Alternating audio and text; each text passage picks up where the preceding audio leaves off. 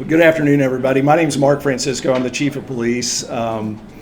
We're between myself and Captain James. We'll go through this presentation really quick. Our intention is to cover a little bit of ground with some of the common questions we've gotten, and then show an example of a flock search that we've recently done, and then leave most of the time for your all's questions. So I don't know, maybe 15, 20 minutes we'll get through this. I would ask that you hold your questions till we're done. We'll probably answer some of them as we go along, and then we'll pass the microphone and you can ask your questions. I'd like to thank the mayor, and it looks like most of the council are here. I appreciate them coming so they can hear your feedback firsthand while we're here. So let's jump right into it. So what is a ALPR? It's a camera system that captures a point in time at intersections of a vehicle to include the license plate, primarily from the rear. Here's what one looks like. These are from the express lane in Colorado. They use them extensively down there. Here's the toll road in Colorado. So the point being, these things are used for a lot of purposes, not just our law enforcement purpose. You have a repo company car. They use those to track vehicles that they're interested in repossessing. You may not know this, but the Cheyenne Police Department experimented with these as far back as 2014, when they were typically mounted on vehicles rather than stationary objects. It was a successful trial, but it was expensive back then. The technology was expensive and the storage was really expensive, so it just kind of went away. Those of you that have ever gotten a parking ticket, you might recognize this truck. It goes around. It has an LPR system these are not Flock. They're through Passport, the company that manages part of our parking program. There's the other vehicle. Parking garage, the upper right-hand corner of that image, you'll see a license plate reader that tracks vehicles coming and going, again, not necessarily for law enforcement purposes, but for parking purposes. And then there's one of the ones that we use for our law enforcement purposes. So a lot of questions come up on privacy issues, how is this legal, and so forth. So you'll see there a 1983 case that held that vehicles in public don't have an expectation of privacy to include license plates and so forth. Now, this is the exterior of a vehicle. The interior is a different story, but we're not dealing with that issue right here. In a recent case, Schmidt versus City of Norfolk, the limited retention period, the court held, does not track the whole of a person's movement, nor does it provide an intimate window into where citizens drive, park, visit, linger, sleep, or patronize. So that's just one of many cases that have dealt with this kind of technology. All of the cases have upheld the legality of using and collecting this kind of data. The contract, this is a snippet of the contract that we have with Flock. You'll see underlined in that first paragraph that Flock does not own and shall not sell customer data, that being us. Again, another section of the contract discusses some issues of what data is collected, again stating that Flock does not own it and shall not sell customer-generated data. Another section of the contract states the same thing. It does talk about anonymized data in this that strips all identifiable information out of it. They use that for essentially what they would call machine learning to make the system work better. And they do retain that, but again, it's anonymized, so you can't get specific information from it. Also stating that it does not sell that data either. This is a copy of our policy, which is available. I won't read it to you, but it is available on CheyennePD.org along with all of our policies, frankly. If you go to CheyennePD.org, you will see a tab called Transparency. Under that, there's flock information, there's policy information, annual reports, things like that you might be interested in. So I would encourage you to check that out if you want to take a deeper dive into our policy, and this one specifically. At a recent meeting, a panel of experts reviewed some of our stuff, and they did refer to our policy as meeting the gold standard for this type of technology usage. So we put a lot of effort into making sure our data was secure. We had rules for usage, retention period, which is 30 days, those kinds of things spelled out in policy, along with the requirement to do audit trail checking. Every check becomes part of an audit trail, so you can always tell who checked it and for what purpose. More of the guidelines, what we do use it for, and the operational guidelines, identifying stolen vehicles. This is all on our transparency page, both in our policy and under the flock data. So if you're curious what we use it for, what it does, what it doesn't do, that information is all there. Only trained people will use it. We train them on the data and how it's allowed to be used. Again, retain for no longer than 30 days. And then just a little bit more about the hot list management and how we can actually use it, what databases it accesses. And I point all this out very, very quickly, and I apologize if it's too fast for you, but it is available publicly to anybody that wants to look at it. The point being is that we do have a robust policy about access to this system because we do take the data security seriously. So that's the end of it. The next thing that's going to happen is David's going to bring up a recent example and show you how an actual flock system search goes. Are you going to set up? I'm good. I'm ready. You're ready. Okay. Perfect. Yeah, absolutely. And real quick, I'll actually back that up too. One of the guidelines on here at the top of the page says all ALPR searches must be associated with a valid case number or an entry explaining the purpose of the search. So they have to be doing it for a law enforcement purpose. Officers can't just go search anything. Nobody can go in and just randomly search any plate, any car, anything like that. So that's why when preparing for this, I was like, well, I gotta look at a recent case because it has to be associated with a case. So recently, you probably saw on our Facebook page. And if I didn't say it, I'm Captain Janes. I'm responsible for our operations division. So all the patrol, school resource officers, SROs, CSOs, that all falls under me. But real quick, this is actually our webpage, CheyennePD.org. What the chief was talking about, transparency, it's right here. And then you'll see the flock safety cameras. There's the transparency portal where you can see a lot of information on our flock stuff. And then you can also see department policies. Nearly all of our policies are on there. There's a few policies that have phone numbers and stuff associated with them. So those ones aren't on there just because we don't want to put people's information out as it goes. So flock safety, this is what you see. And so the goal here is to clear up some information on this and make sure that people know what it looks like. Because there's a lot of stuff when you look online that people put that, oh, it does this, oh, it does that. This is what a search looks like. This is what an officer sees when he wants to search for a vehicle. I saw a lot of stuff about the vehicle fingerprint. Oh, they can narrow down, the damage on my car and this and that. And it really, when they do the sales pitch, they like to pitch it like that. At least for now, this is what the vehicle fingerprint looks for. This is what you can search for. A lot of our searches are based on grainy camera footage of an incident where you can't see the license plate in the camera footage. So we can then take that vehicle and go, all right, I can look for a similar car. So you can break this down in vehicle body.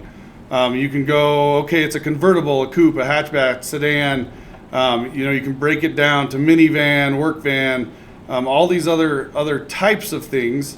And then you can put your confidence level. How sure are you that that's what it is and the camera will work on it? Colors, you can put the color of it, which in fact, this is one of the frustrating parts is there's not very many colors available there. I remember looking for a purple minivan for one of our officers, well, purple isn't an option. And in fact, it really struggled to find the purple minivan. Identifiers, this is another one, there's not very many identifiers. Top rack, back rack, bumper sticker, window stickers, or toolbox. So not a lot of things that break it down. Makes, same thing, Acura, as you go through here. And one thing we find too, at night, a lot of this stuff, the AI finds the license plate, and that's really all the picture gathers. So a lot of this information is really, really hard to find at night on these vehicles. But so you see, it's not quite like it's made out to be, where you can look for every little thing in a vehicle. And in fact, you usually end up, we talk a lot about the case out of northern Wyoming of the sex offender that our task force officer was looking for. Well, that was a stolen vehicle out of the Cody area. He had committed sexual assault against a 15-year-old, committed several burglaries. We were looking for him for over 2 months, the task force was. We knew he was associated with Cheyenne, Wyoming. They knew he was in a stolen truck, but they didn't know the plate that was on the truck. It had actually been entered incorrectly. But they knew it was a white Ford Ranger, had a bunch of rust on the top. So the officer on the task force searched for white Ford Rangers and just scrolled for hours and hours and hours until he saw the picture of the white Ford Ranger with the rust on the top. Then he was able to get the plate off of the flock camera, and they were able to use that to then check for other times they passed flock cameras. And he was actually in Colorado, in Fort Collins, he had gone by a lot of flock cameras near a lot of different schools down there. And so they were able to go down there, find him, and arrest him, thankfully. And so that's an example of looking for characteristics. It actually takes a fair amount of man hours scrolling through pictures of backs of cars to find the one. We had a hit and run at Central High not long ago. He had a support our troops magnet on the back, and it was tilted at an angle in a white Chevy truck. And so I looked up white Chevy trucks, scrolled through it until I saw that sticker, this matches the vehicle. Then we had the plate off the flock camera. So here's one where we knew the plate. So this case, we get called to Maverick on College Drive. The AMR team there, the paramedics, said, hey, some weird random guy pulled out a knife, threatened us, and said, give me your cigarettes. Well, they didn't even have cigarettes, but so it was weird, and then he took off. So this whole exchange was really odd. They called us. So now we have an aggravated assault, possibly an aggravated attempted robbery. And so they're okay, which direction did he go? They're not really sure which direction he went. So one of the first things our crime prevention team did was check the flock cameras. Let's see if he showed up. So this is how you search. Offense type. You have to have an offense. This was for an assault and battery type offense. Enter the case number. You got to enter a case number. In fact, it was the last one I did there. And then reason for the search, to locate a suspect vehicle. Enter license plate. I got to remember which one of these searches. I think it was this one here, Wyoming. So you can search partial plates if you want. You can search nationwide. You can search Wyoming. A lot of times partial plates will work the best. This one I do know that the full plate does come through. So then you hit run search. Let me close this out. Your state didn't show up. Oh, it didn't show up. Let me go back. I need Wyoming. There's Wyoming.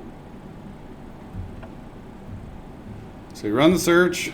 Oop, we couldn't find any matches. So what did I get wrong in here? Date timeline. Oh, date timelines. Okay, so yes, it saves up to 30 days. So right off the bat, it only searched a few hours. So I'm going to do 30 days. Now I'm going to run search, and we get 3 pictures. Okay, and actually these pictures, interestingly enough, were going there, coming away, and then the next camera down the road, which gave us an idea, a smaller area of town to break down to find this person. So then we flooded that area with officers and deputies, and it was a few blocks away. A sheriff's deputy found the car parked. And so then we were able to set up on the vehicle, watch the vehicle, wait for the suspect to get back in the vehicle, and then we were able to do what we call a takedown away, basically a traffic stop where they're out in the street, much safer than dealing with an armed suspect in a house with other people, those sort of things. So we were able to do it really safe. We were able to get an eye on them super early. You see, this is what it's not again, some of the stuff that you see online, they're like, oh, it's catching all this data. It's catching people's, race, ethnicity, sex, everything else. This is what you see. You see a license plate. You can click details, and sometimes it can kind of tell. In fact, this is where you see those vehicle fingerprint stuff. I could have searched pickup Ram silver gray color, which I suppose it's silver gray color. You can see which cameras it was here at the bottom, and I'll show you where our cameras are here in a second as well. So that's what a search looks like. There's not a lot to it. It's not this crazy thing. And in fact, if you get a hit, like the other night we had a hit during the snowstorm, a vehicle that was reported out of Colorado hits one of the flock cameras on Del Range. The officer working that area of town had his alert set up for stolen cars. Because it had been put in a stolen car list, he gets an alert on his tablet saying this car just passed this plate going this flock camera going this direction. The officer sets up on Del Range, sees the car approaching, gets behind it, starts following it, runs the plate on his MDT to confirm that it's a stolen car, and that's where it's confirmed. None of the identifying information's in flock. We have to then use NCIC to confirm that it is a stolen car, whose car it is, that sort of thing. He starts following the car, waiting for backup to make a safe stop. The people actually pull into a parking lot. Backup arrives. They do a really good high-risk traffic stop, get the people out of the car, and the person driving the car, even in tears and everything else. I really messed up. Different word than messed. And I took a car that doesn't belong to me. So he admitted to stealing the car out of Colorado. All took place up on Del Range. Really, really safely done. And in fact, one thing I missed on this one that we see here. This individual, he wasn't the registered owner of the vehicle. So we ran the vehicle on NCIC. We called the registered owner and we said, hey, your truck's here in Cheyenne. He goes, no, my truck's parked in front of my house in Laramie. Well, clearly it's not parked in front of your house in Laramie. So this, as well as the aggravated assault / possible robbery, we have a stolen vehicle that the owner didn't even know it was stolen yet.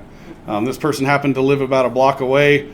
I believe the keys were in the car. He just checked it, found the keys, drove to Cheyenne. And he admitted to taking the truck. I know it wasn't my truck. Again, I messed up. I took the truck. So that's a search. A lot of people ask where ours are because you'll see stuff, oh, they're in your neighborhoods. Well, we pick our locations based on crime data and also based on traffic data because we want the highest likelihood of a person that commits a crime to drive by one of the cameras. So it would be really inefficient of us to ever put one of these in a neighborhood because it really limits the number of vehicles that drive by it, plus the chance that someone who commits a crime would drive by them. So you can see the green things are all flock cameras. Every one of them is on a main thoroughfare, not in neighborhoods. Figured out that most likely if someone's driving through town, an area where they would most likely go through. And that was one of the arguments on that Schmidt case that was seen. Their lawsuit was based on, in their lawsuit, they admitted, yes, a picture in public is not a search. But they said, a collection of the pictures in public is tracking. And the judge said, well, no, because it can't tell you where you came from. It can't tell you where you went to, what your destination was. It's just pictures of the back of your car at any of these random locations. We have 23 of them in town. And so it doesn't track you from your door. It doesn't track you to where you're going. It's pictures that are random throughout town. We have 23 of them. And but it's every day we are using this technology to help solve crimes in Cheyenne. It's one of those very, very common things because most people who are committing crimes and victimizing others are using vehicles to get there. So with that, I'll go back to this page. And if you have any questions for Chief or I, just we'll open it up. Alex has got a microphone. It would help us with our recording if you wouldn't mind using it. So right behind you there, I think. I don't know if you want to record what I'm going to ask you. We're not shy. Go ahead. There's no profanity, but I filed a FOIA for your flock camera system. Yeah. I filed a FOIA, public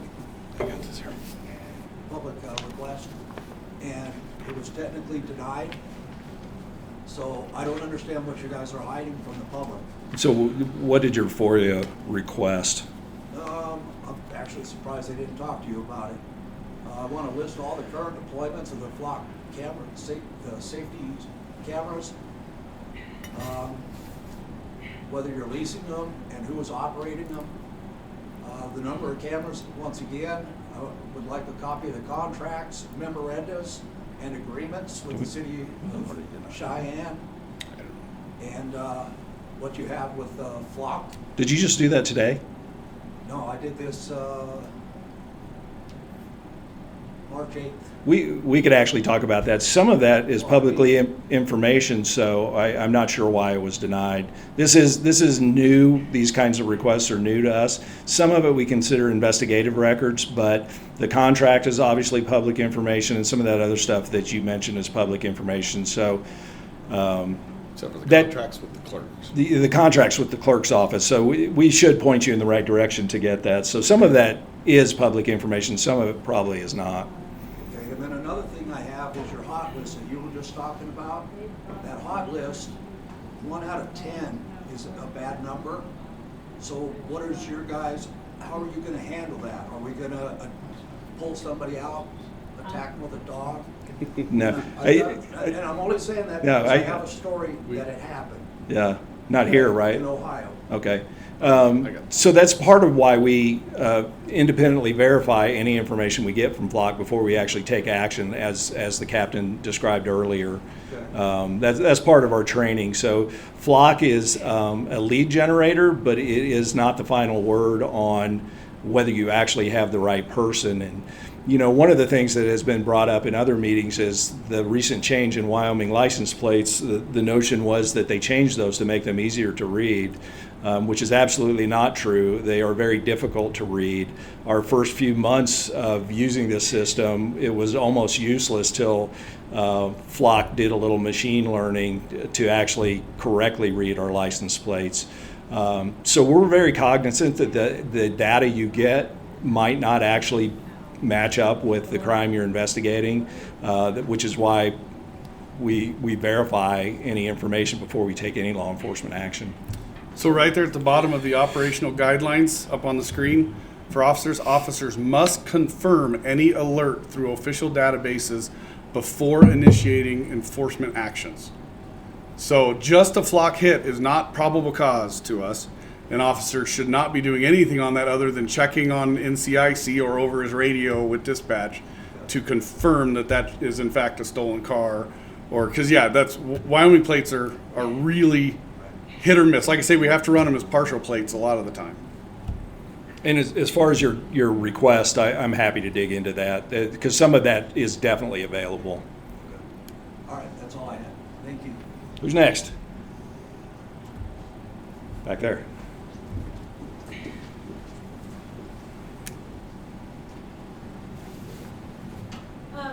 My question is, you say you only keep the plates, but there's pictures of cars that are attached to that plate. What are those pictures of? When you go back to where you were looking Yeah. at the plates, you got the plate down below, but you've got a picture of cars. Yeah, we retain the picture, the actual picture of the vehicle, that what you see is the zoom in of the plate. So what you saw on there is what's retained for 30 days. So you are actually seeing, it's not just the plate you're capturing a picture of the vehicle as well. That is correct. Plate in the back. Okay. The plate and generally the back of the car. Question. So you said that sometimes these are used for companies wanting to repossess a car. Mhm. If those companies are in town, are they required to check in with you? And what kind of security does community have when they're in your neighborhood? Yeah, so we have literally nothing to do with those. It is a commercially available product, so I really can't answer what their rules are. You will see retail outlets are starting to use this and for things like that. So what their agreement with Flock is and what their data security is, I don't know. And they have no Yeah, and they certainly have no access to our data. Only legitimate law enforcement people can access the data we collect. Define legitimate law enforcement. Well, so we choose who we can share our data with, and so they have to request and be accepted. So it's other law enforcement agencies we share with a lot up and down the Front Range, since we tend to share our criminals back and forth. So it's a pretty wide network, but they have to request it. We verify they are who they say they are, and then accept it, and they do the same when we ask. Same audit trail though. It's we can tell who's accessed it and for what purpose when they access our data. Coming right behind you. First off, thank you very much for doing this. My question is this: so if you're sharing it with another law enforcement agency on the Front Range, what if they don't have the same type of contract with Flock that we have with Flock? For example, our contract clearly states it's only retained for 30 days. What if another law enforcement agency doesn't necessarily have that restriction in there? Yeah, thank you. That's a great question. So 30 days is the Flock's suggested retention period. Agencies can opt out of that. They can. Some states have passed laws that you can't retain it for more than 7 days. Jackson, I know, retains theirs for 90 days. Their reason being they have a very sporadic population that only there part of the time. You know, all the rich people that have the big houses and they visit for a couple days a year. So they keep it a little bit longer, with their thought being that if maybe a burglary happened, it might not be discovered for quite some time. So they wanted a little bit extra range. So each agency can kind of pick that. We were happy with the recommended 30 days. In answer to your question, if they access our data and they find a lead, they, like we, will keep that for the case file. So we take that, it's part of our case file, it's part of evidence, we keep it. The rest of it goes away. So they cannot retain our data longer than our 30 days unless it's tied to a criminal case that they need that for evidence. Does that answer your question? Yes. Okay.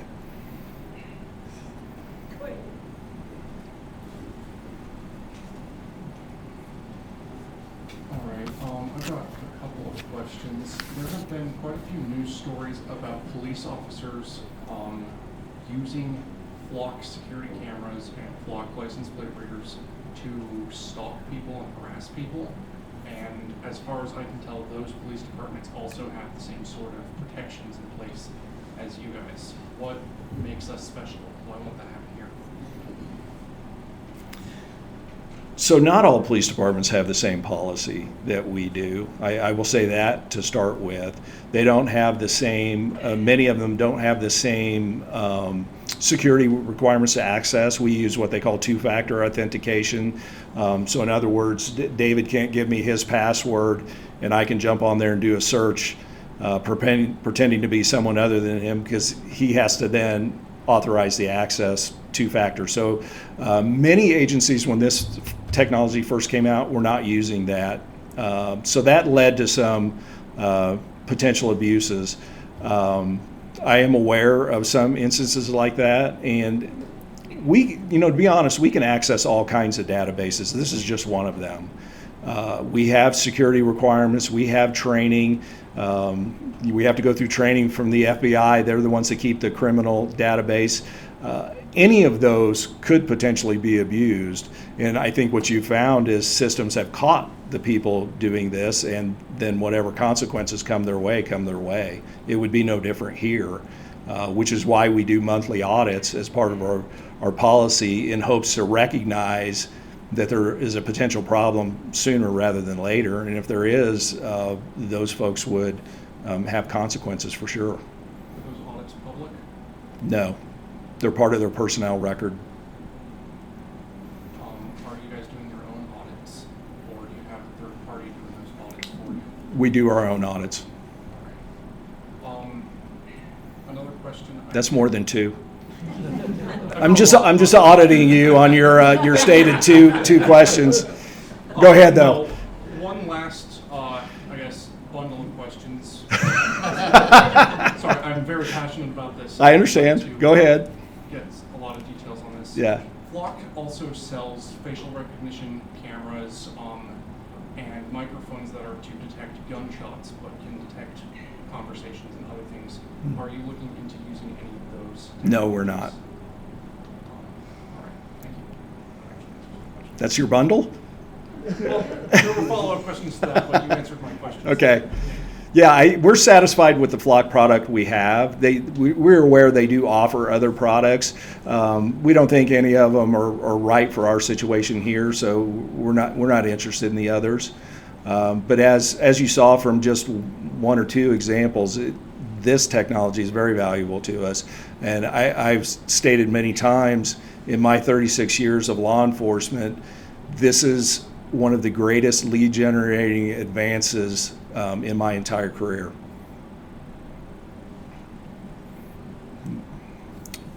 Did you?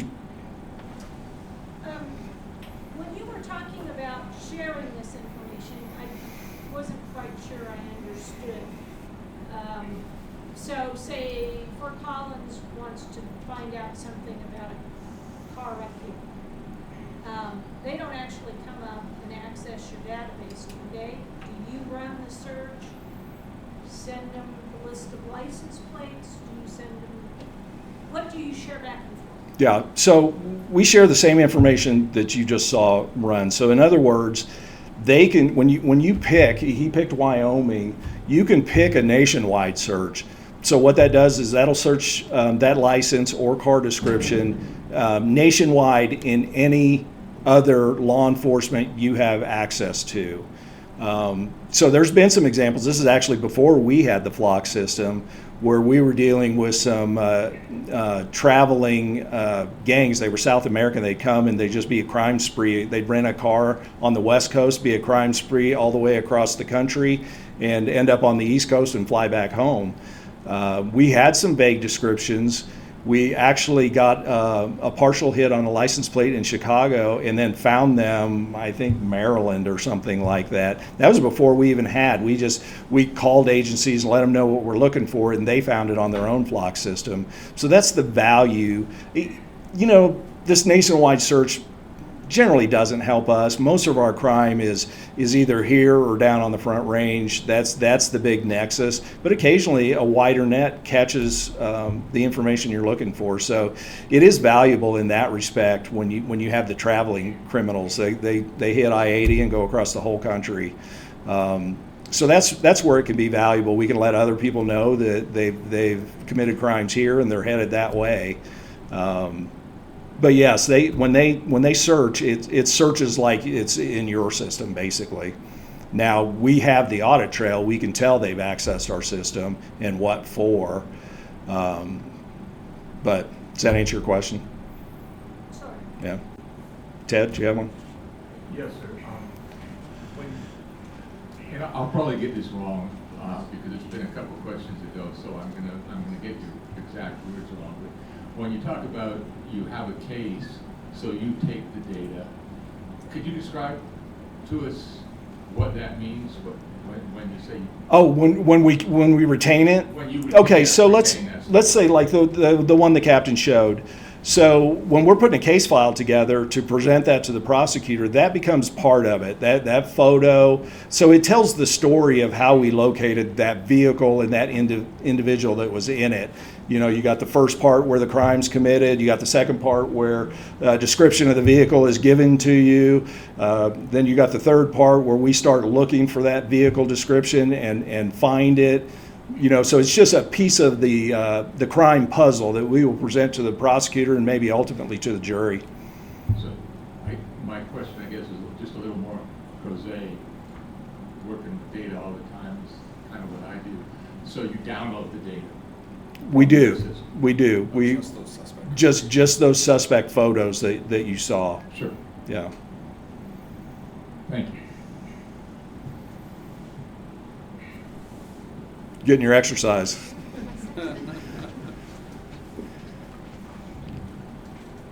I really appreciate that you're doing this. I'm going to take a little bit different bent with my question, and it is, why wasn't there more public relations outreach before these were voted on? It seems like 15 months after the city council put this item on the consent agenda, and it passed without any press that I could find, and I'm certainly willing to admit if I'm wrong, but it didn't seem that there was any proactive coverage. You know, when I first heard about flock cameras, I think it was the town of Jackson, full light of day, public debate, comment, press coverage. They voted for it anyway, but the public was engaged. So it seems to me this is in response to some concerns that may not have come up if there didn't seem to be, if there was more transparency about this 15 months ago. When I first heard we had him here, it's like a whole year, and now I'm finding out about it. So bygones can be bygones, but I'm concerned and wondering why there wasn't more transparency right at the get-go with these things, and how you plan to approach the public relations piece of this going forward.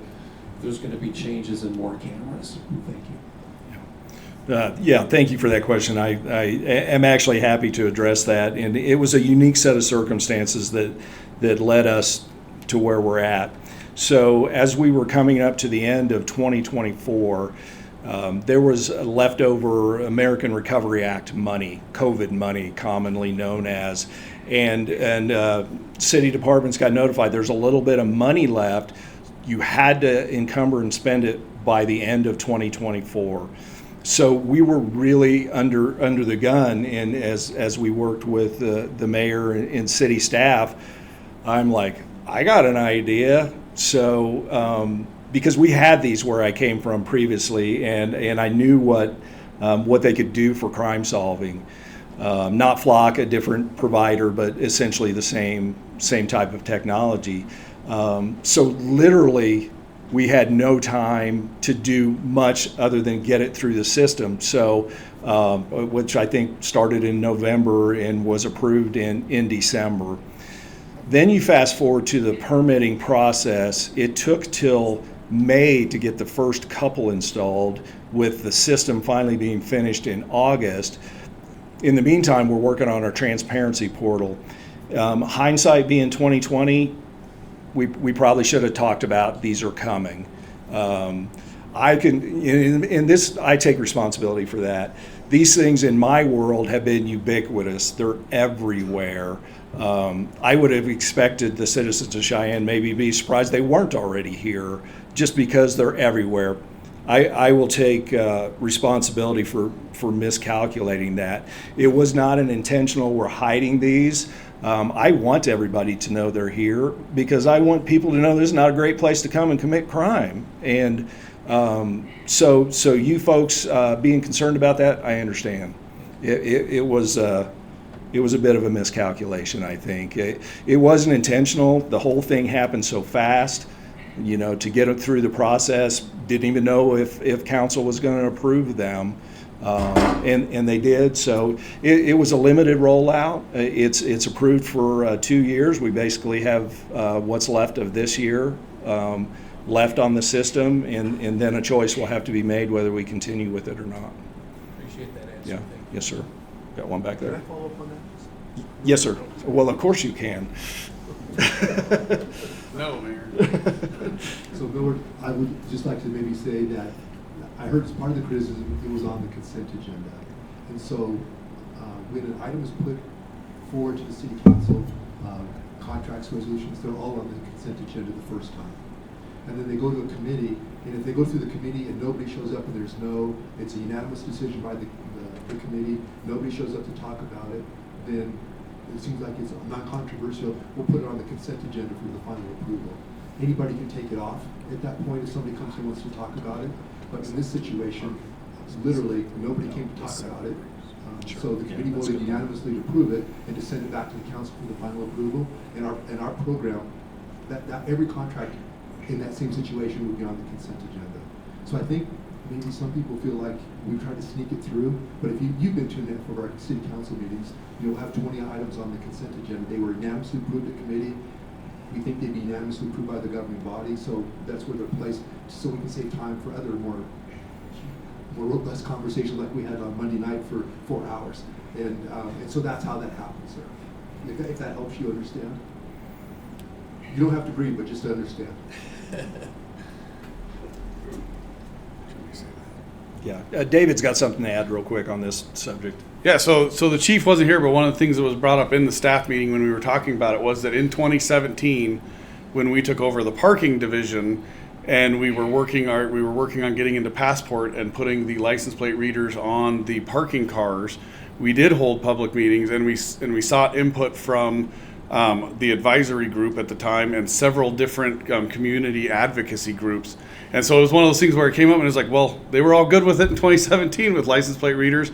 So yeah, let's get to work on it. And we reviewed the case law and everything else. So Taking a picture of a license plate and giving them a ticket, you're not going through their personal information. It's not mass surveillance. okay, Flock doesn't go through personal information either. And I would say the parking cars even take a full picture of the side of the car because they use that for the parking ticket. So that was just one of the considerations as it went was that we've had the conversation once, so we already had a policy in place. Transparency breeds trust. Yep. Agreed. Here and then over there. I was just curious, I was out of town yesterday in Colorado, and they're about ready to roll out cameras for speeding, and they are very transparent about where they are. There's a sign that says there's a camera coming up. My phone even, which is obviously Isn't that wonderful? me, like everything, tells me I'm coming up to an area where there's a camera. Why is that not an option for Flock in our city? I actually don't know the answer to that. I think a lot of those speed camera notifications are generated through Waze. Do you use Waze? I don't. That's what always notifies me. But I had a visual way Yeah. to know that I was coming upon one. I feel like that would help people. I mean, everybody knows there's webs, there's places I can go to find out where every camera is. I can go and find a location to go someplace that avoids Flock cameras. Mm-hmm. So if there's all that information, why can't we just be transparent about where they are so people It's on know? the transparency. It's not on, but it just. Yeah. I don't know why they don't auto-notify systems. It's probably because they are used for crime investigation, and we just assume the criminals drive by them as opposed to Right. avoid them. But you just said, I'd like people to know they're here so they know that. Yeah, there should I be do like them to know they're crime. here. I don't Okay. necessarily love them to know where they're at. It's not a secret, though. It's readily available, but you're right. It won't pop up on your car system, that's for sure. I don't even know I don't know what technology makes that happen, honestly, and I don't know if that's a company-provided thing or if that's just a crowdsourced thing or how that works. Thank you. Back there in the corner.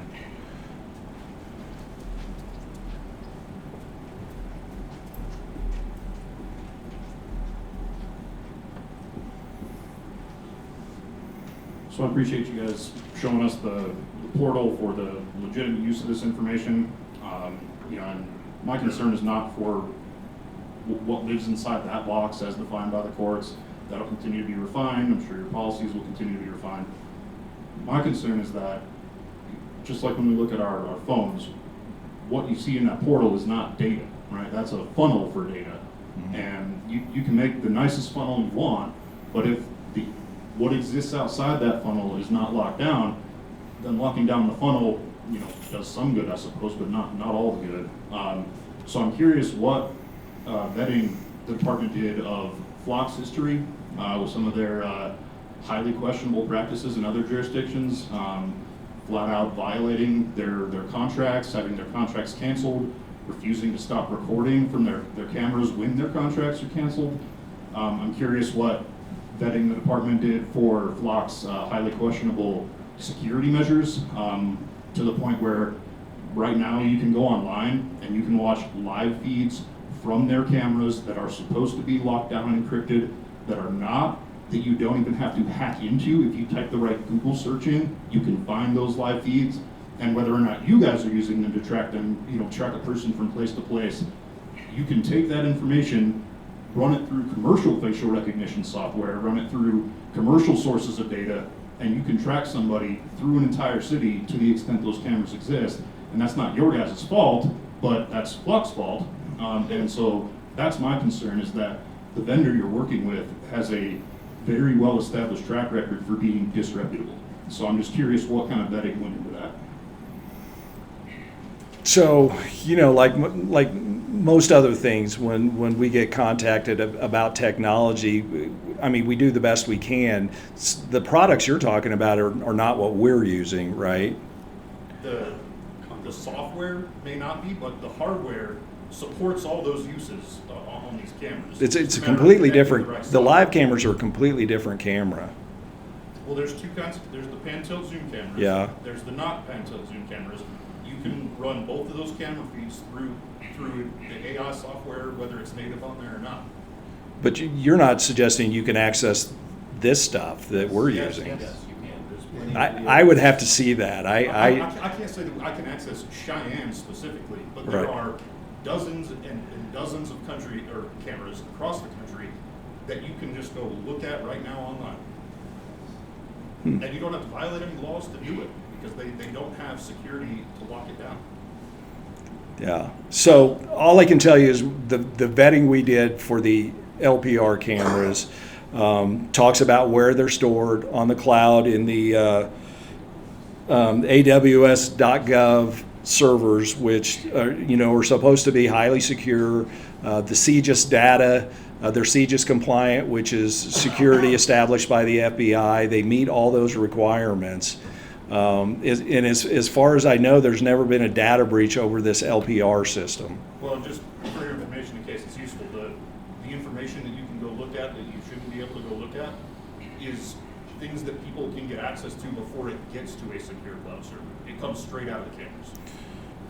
So the way it was pitched to us is that it is encrypted data from the source to the cloud, and encrypted there, and encrypted when it comes back. And I'm sure that's what they said, and I'm just letting you know that's provably false. We'll have to look into that. I'd love to get some more information from you. You're talking about stuff I've never heard before. Yes, sir. Oh. So I have a question.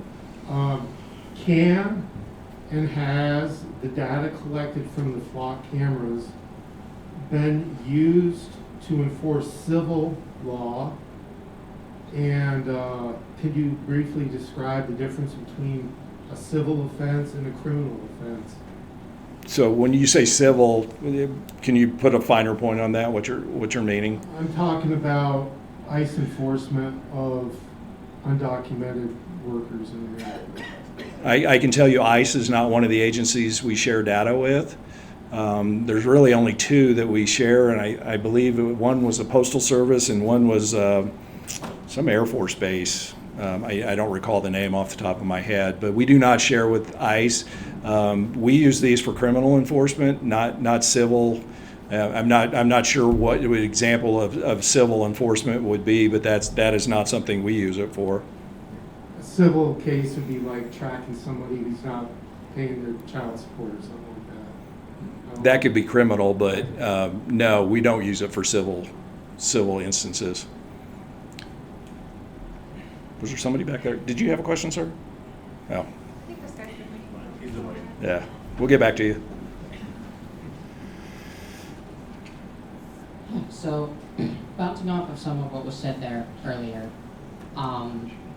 the flock cameras, as he mentioned, have been, even in recent months, have been proven to be insecure and easily accessible. If you're looking for a source for that, the journalist Ben Jordan, you can look him up. He's done all sorts of journalism on it and has found time and time again these cameras are not secure, and him and many other private journalists have. And even in some states, it says up there, right, the ALPR data may only be shared with law enforcement and et cetera, right? But it has, in some states, it's actually been declared public records, and people can create a FOIA request to access that information. So with all of this, how can we know that the data collected with these cameras is secure? So I wrote down Ben Jordan. I'd be happy to look at that stuff. I still think some of the things that we're talking about are cameras we do not use. As far as FOIA requests, our interpretation of the state statute, most of this is not public information. It's investigative records outside some of the things we talked about. So if somebody says, I want all the data you've collected from this, that is not public information in Wyoming currently. Regardless of where it's public information and where it's not, doesn't really matter though, because the data is stored by Flock, so whatever state it is in can enforce that upon Flock. For instance, Washington has declared that Flock data is FOIA, so regardless of where the data was collected, the law still applies in Washington. People can still go to Washington, make a public records request, and get those records from Flock. Our records?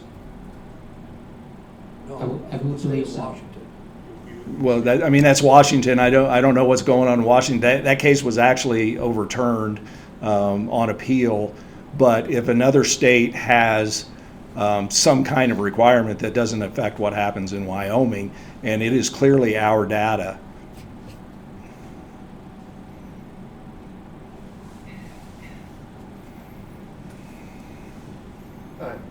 How is the FLAC data used in connection with other technology in law enforcement, such as cell phone location data, or in applying for a geofence search warrant?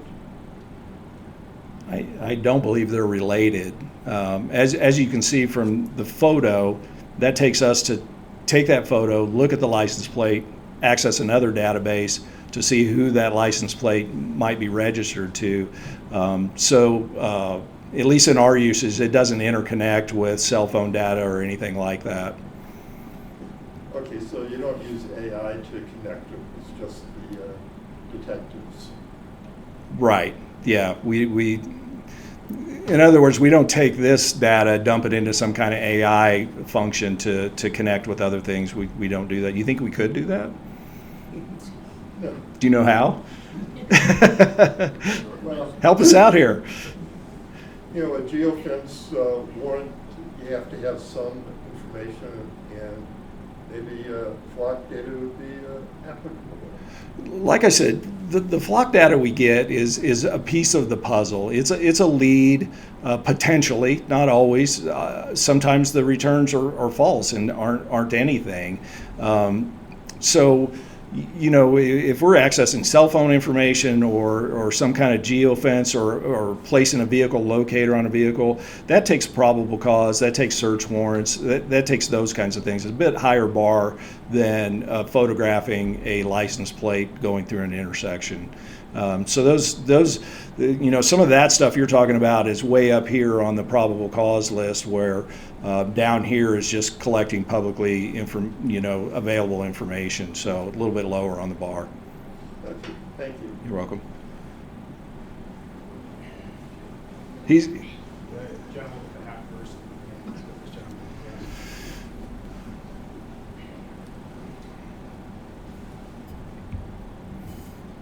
I've got a few things. One, on the post you guys did on February 4th, I've posted at least 4 different news articles and reels from TikTok and Facebook of Ben Jordan and other news articles with the issues that are with flock cameras. So you can simply go to your own Facebook page and see those. Okay. Secondly, with the contract ending, my concern is, which I never thought about till you brought it up, if Walmart and other companies are starting to do similar systems, if the contract changes, are you guys going to say, no, we're done with you? When they say, well, we want to share your data with these companies as well? Because then, that's my concern. When I first saw the flock camera, I believe it was over on the viaduct on the south side where 6th Street turns to Maury. Mm-hmm. I saw that, and I was just like, that's weird. And then I happened to see a TikTok reel that showed some concerns with their security that he brought up. And then from there, I was like, I'm concerned about the data. So I just see this turning into another thing for this company to sell our data to Walmart, Amazon, anybody to say, this is the time this person leaves this place to go here. This is the time they typically go to Walmart. Especially with everything changing as far as price. I don't know if you guys have seen prices in Walmart are now digital. They're doing that so when you are in the store, they can change the price on the individual person. These things are concerning to me. From the get-go, my wife was like, what's your concern? I'm like, she's like, we're law-abiding citizens. I'm like, my concern is our data. And in like Washington, which you just said they appealed the case, I can't find that when I look at the news. Maybe I'm not seeing it. But it shows that they've suspended, as of 3 days ago, they might be facing some legal issues with Flock itself because they suspended their contract. But it shows that Washington State says this is public information, so anybody can file a FOIA. And I know you're trying to downplay the license plate. Everybody in this room that's passed the Flock camera today, your license plate is saved in there. It's not just the one he looked up for the case I walked in on right at the beginning. It is all of your license plate. If you pass one today, you are in there. And yes, their system currently is if you look at because a council member, not from my ward, because my ward would not answer me, at least one of them. The one I've had a communication with, he would not answer me. He sent me the contract. Currently, you guys have the essential plan, but there's a premium plan. It uses the same cameras, they just give you more features. Just like on Xbox or PlayStation, you can buy the lowest plan, get a few games, or you can buy the big plan and have everything. So AI is available to you if you guys decide to go with that. And my concern is that you guys, you get kind of pushed under the rug. Like the initial one, you said it's a little bit of money, it was $170,000 for the contract for 1 year and a setup. To me, that's not a little bit of money for an initial contract that was not discussed. Well, in public view. It was discussed, and it isn't that much, and it's over 2 years. It was $143,000 over 2 years. When I look at the contract on my phone a few minutes ago, I thought it was $169,000. It's just concerning. So what's your question in there? I'm just expressing my concerns Okay. with the system. I thought you had a question. I mean, my question is, what are we going to do about if this continues to be an issue? I know it's encrypted from the point the camera sends it from the camera to the cloud. Yes. I'm sure it's where it's saved, which somebody can hack, but whatever. My concern is I could walk down the street and go find one and log into it. You can. What was it, Ben Jordan? Ben Jordan has videos of himself talking in front of the camera, recording himself, doing it. Are you talking about the Condor camera? The one we don't use? It's a Flock camera. They're all Flock cameras. What place did you come from? I also want to look up. Kansas City. Kansas City. Okay, thank you. He has videos of him getting into the Condor cameras and the old models as well. The Falcons? Yeah. Any others? I still have another. Oh, yep. Here it comes.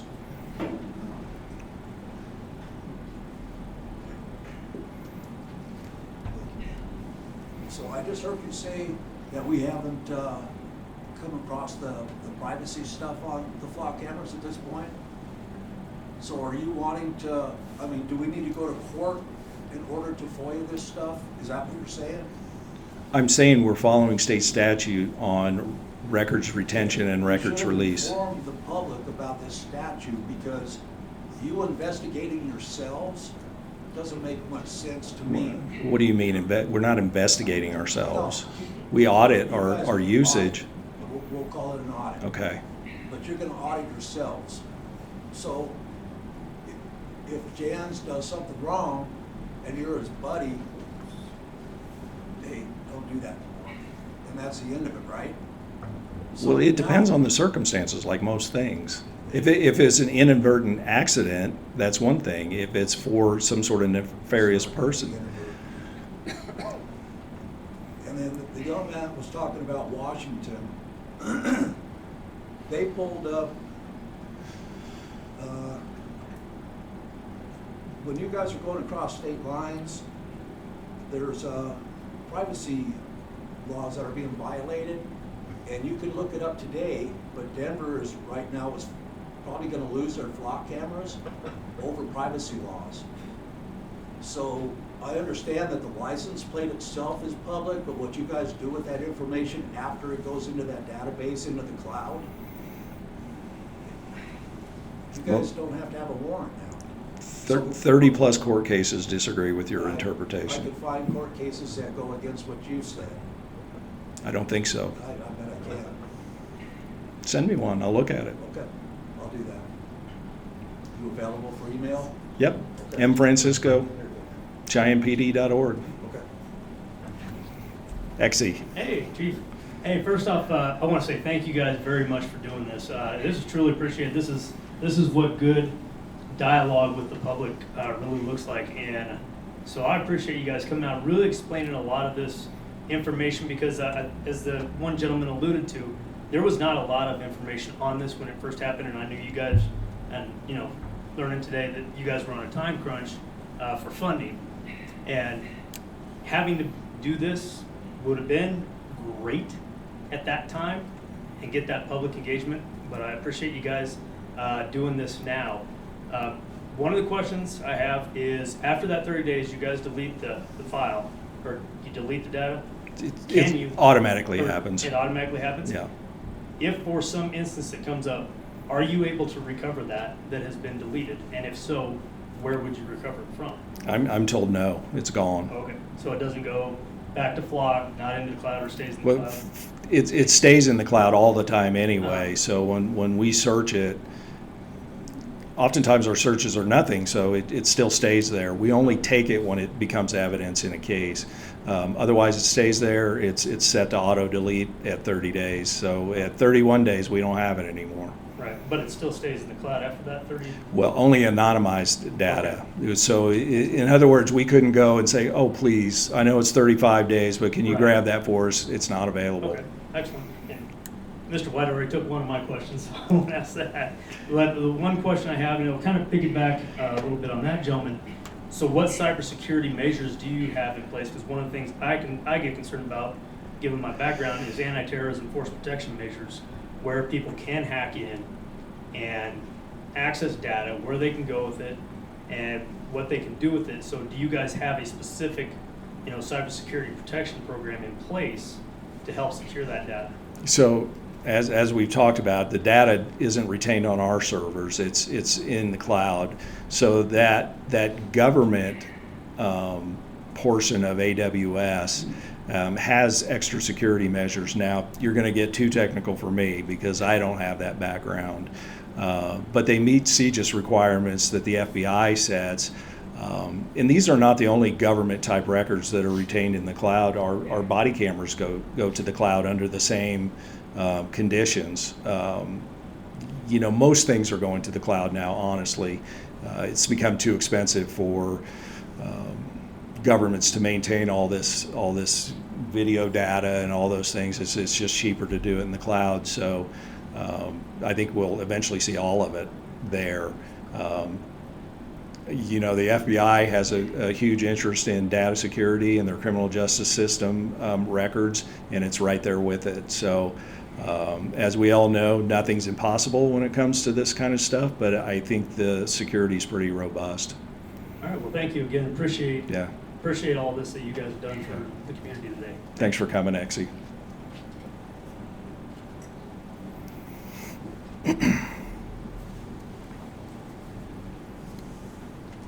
What would it take to put a halt or a pause or to defund this Flock program?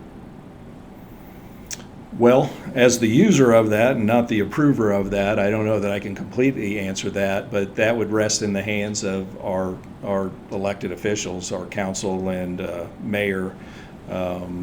As far as the contract, I couldn't tell you what it takes to break that and stop it. Other places are doing it, so I'm sure there's a way to do it.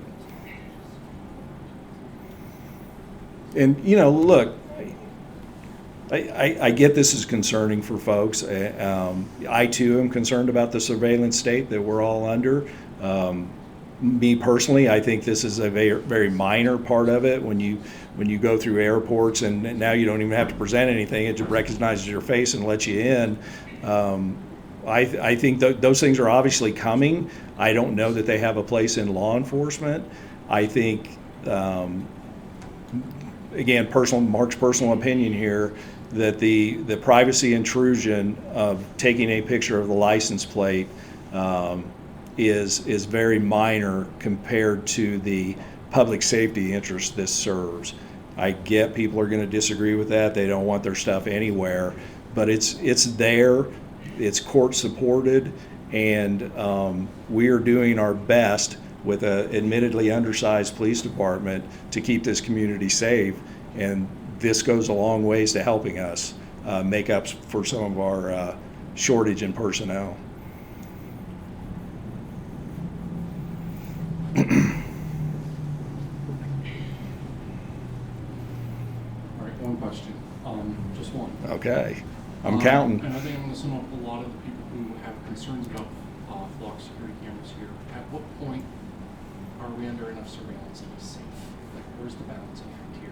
Yeah. Because, a little bit here, a little bit there, and pretty soon you can't walk outside without being on camera. Yeah. Right? No, I get that. I mean, it's Ring cameras. It's everywhere, which is why I talk about this particular piece. I consider, everybody's got their own opinion, but I consider a very minor intrusion into anybody's privacy. We wouldn't do this if the courts didn't back up these systems. What I'm hearing is a lot of concern about Flock, the company, not as much about the process of capturing these. As I said, there are other companies that do this. So, I'm here trying to do the best for public safety. I'm relying on our elected officials to balance that with the public need.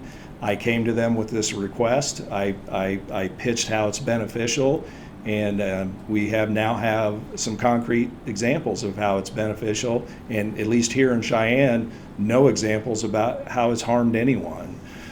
So that's the lens I'm looking at it through. I realize there are other points of view on this stuff.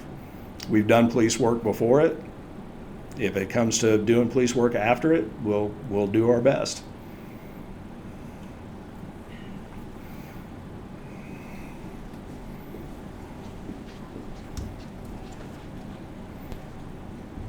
One of my questions, like if you look at the pictures, so when you work for a company and they provide software for you, they often offer you ways to enrich, or what do you need specific to your department. And so is there a way that, one of the things when you look at those pictures, if you have a bumper sticker or just the color of the car is identifying, is there a way to have those kinds of things taken out of the pictures, like the colors of the cars and any like marks on the car? That, I'm just curious if that's an option. So are you saying edit it out, or Yeah, or it never being there? So you only see the license plate and not the car. No. Is that an option? I don't know the answer to that's that. Maybe a flock question. Yeah, I don't know the answer to that. I will say having the features of the car are also quite valuable. As an example that was giving, we didn't have the license plate. We had a bumper sticker, so you manually have to go through a lot of them. So there is investigative value to having that part. But I get your question, to make it. Okay. The license plate is the Right. really important part. And then you said something really powerful, which, in all the years of law enforcement, this is something that has been monumental to solving crimes. Do we have statistics in Cheyenne about the percentage of crimes that are solved that use flock? Like, is it 20% of current crimes making us safer or using flock cameras? Yeah. Is that data that could be I don't know that collected we're and shared? typically tracking it that way. We track data a lot of different ways. I don't know that we've developed a system to make that tie, because remember, since August we've been using this, so our scope of reference is still relatively short. That would be an interesting concept, though. Also, at 164 or 146,000 for 2 years, I would love some more information, and I can find this, you can direct me how to do this. How short-staffed does your leadership think you are? And what would it cost us to address that need over spending money on something like this? Yeah, so there's some debate about what size we should be. I obviously think we should be much bigger than maybe the mayor wants to spend money for. But I can tell you, when I got here 5 years ago, we were staffed at authorized staffing of 107. It's now 115. Our governing body and the mayor recognize that the city has grown, the department has not necessarily grown with it. The stopping point generally is not the permission to hire more people, it's getting qualified applicants. We've done better than a lot of our fellow law enforcement agencies around. We're at 113 right now, but that number can fluctuate pretty quickly. We've got about 20% of our department that's eligible for retirement, could leave anytime they want to. So those are the staffing issues we struggle with. The mayor and I have talked many times that we think the appropriate size for the police department as the city stands right now is much closer to 130 than 115. There is support to grow the police department, and I thank the governing body for that. The struggle is finding the people. We've generally grown at a pace of about 2 a year, and so we've incrementally crept up, but they could authorize me 130 and I couldn't get them. So we've taken a more measured approach to that. So to address your cost, an officer with benefits and all that stuff, a new officer is going to cost us about $100,000 each. So if you add 17 people, you're in the millions there. So that's the thing with technology, right? That's why businesses use it. That's why everybody uses it. It's cheaper than people and generally faster, more accurate, those kinds of things. So that's why we're all seeing a explosion of technology. It's not because it costs more, it's because it costs less than the same number of people it takes to do it. It's no different for us. But we recognize, the public has an appetite for how they want to see technology used. So we are cognizant of that. One of the things I tell my guys all the time is we have to guard our relationship with the public. It's very good here. We have a lot of public support. Other places are not like that. I came from a place where it was always a struggle. The guys that have worked here their entire career, they don't realize what it can be like if you lose public support and governing body support. So we're always cognizant of that. Maybe we slipped up a little bit here, but we go to a lot of effort to be transparent on our activities and the crime. You get on our Facebook, we're always trying to share valuable information with the community. So this is no different, and if we gave the impression that we were trying to slide this under the radar, that was never part of our discussions. We, like I said, we want people to know that we're using this to provide public safety here for the community. So a little bit of misstep there. It was not a long planning deal to get this, as I explained. It was like suddenly there's money available. How about we use it for this? So that's kind of how we got here. Thank you. Yes, sir. Thank you for having this meeting with all of us here. I really appreciate this. I was hoping that this flock thing would go a lot further than what it is. I have a different opinion than most people here. Come on up front. No. I have suffered 2 major losses in my family in the last 3 years with uninsured motorists. I was hoping this machine would pick these people up, that they don't have insurance on their cars. We're talking about $40,000 in loss in 3 years. My granddaughter was almost killed by this. With just a fraction of inches of more, it would have killed her. The gal didn't have a driver's license because she was been a drunk driver. She was drinking at the time of having the accident. The highway patrolman investigated it. My son told the officer that she was been drinking. He could smell it on her breath. And she didn't have a driver's license, didn't have insurance, ran through a stop sign, hit another vehicle traveling up Old 30, which then hit my daughter, granddaughter, who was sitting at a stop sign.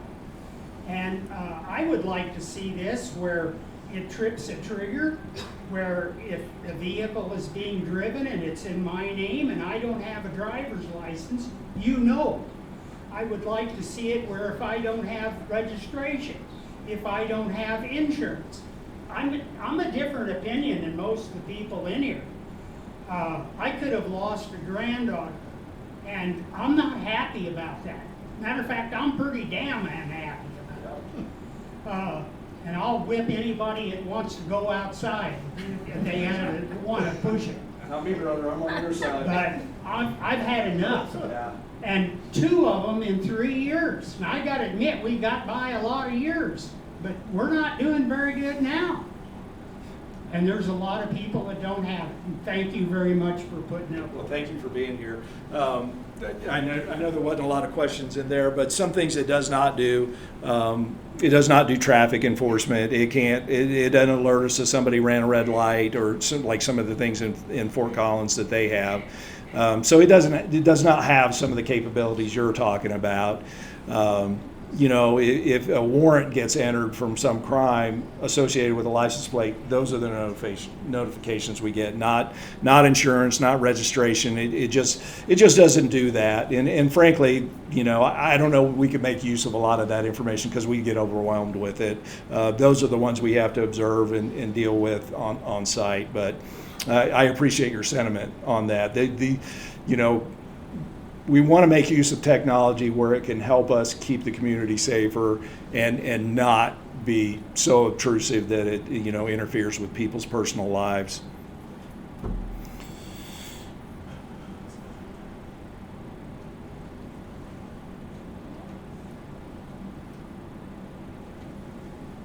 Going once, going twice. So I'm not sure what's going to happen from here. Obviously, I'm the user of it, not the approver of it. I think, you know, should we keep going with it, we will then be making a budget request. I think we're good through March of 27.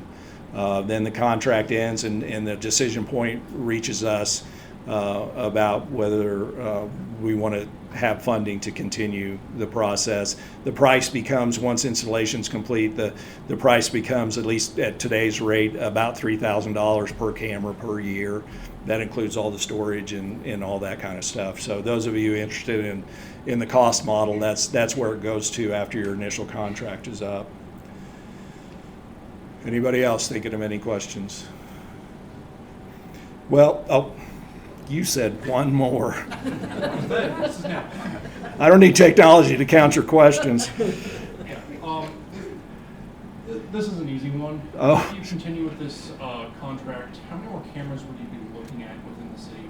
How many would be ideal? You know, so we're still evaluating the coverage. The company, they have engineers that look at all this stuff in conjunction with, at the time we had a crime analyst. So that's kind of how we picked the locations. Their initial recommendation was 50. We settled on 23 because that was the amount of the funding that was left over and available. So I think it's going to be a process of how has this worked for us, and do we need any more? If I had to decide today, I think the coverage is pretty decent with what we have now, to be honest with you. So if I had to decide today, I wouldn't seek any more. I'd leave it the way it is. Thank you. Well, yeah, thanks. I really am greatly appreciative of you guys coming. There has been some things I've heard here for the first time tonight. There's been some things that I know we've talked about repeatedly in public that are just not correct. So it's a chance for us to at least give you our understanding and how we use it. So I appreciate everybody coming out on on a weeknight. At least it's not windy yet. But I gave out my email address. If anybody else wants it and didn't catch it, let me know. I'm happy to give it to you, and I look forward to you sending me the information, because there's a lot out there. I'm not saying we've seen it all, that's for sure. So thank everybody for coming, and have a great night.